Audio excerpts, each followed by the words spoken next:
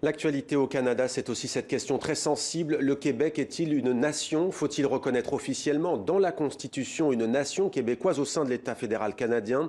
Le Premier ministre Justin Trudeau a donné son assentiment et son appui au gouvernement du Québec. On retrouve notre correspondante à Montréal, Catherine François. Bonjour Catherine. Cette position de Justin Trudeau, est-ce que c'est une surprise? Effectivement, c'est une déclaration de Justin Trudeau qui a pris un petit peu tout le monde par surprise ici. Pourquoi? Parce qu'on avait plutôt l'impression qu'il semblait plutôt endosser la position de son père, Pierre Elliott Trudeau, qui lui refusait catégoriquement de reconnaître le Québec comme une nation au sein du Canada. Alors pourquoi ce dossier qui est latent au Québec et au Canada depuis des décennies, est-ce qu'il refait surface?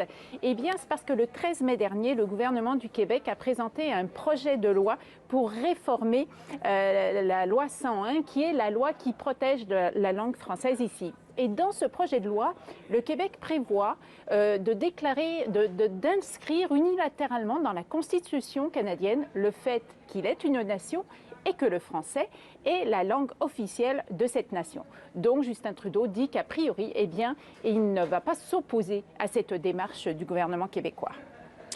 Et Catherine, comment réagit-on au juste à cette affaire dans le reste du Canada? Alors, dans le Canada anglais, cette question de reconnaître le Québec comme une nation, c'est un dossier extrêmement sensible, pour ne pas dire épidermique. Beaucoup de Canadiens anglais s'y refusent catégoriquement et d'ailleurs, Justin Trudeau a été critiqué pour cette déclaration. Par contre, au sein des partis d'opposition à la Chambre des communes à Ottawa, il y a une certaine unanimité pour dire qu'effectivement, le Québec peut faire cette déclaration au sein de la Constitution canadienne. Maintenant, ce projet de loi du gouvernement québécois doit être débattu cet automne à l'Assemblée nationale pour après ça donc pouvoir être adopté.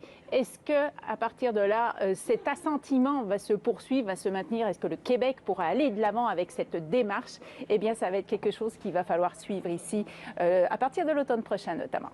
Et c'est ce qu'on fera justement avec vous, Catherine François, à Montréal, à partir de l'automne prochain donc.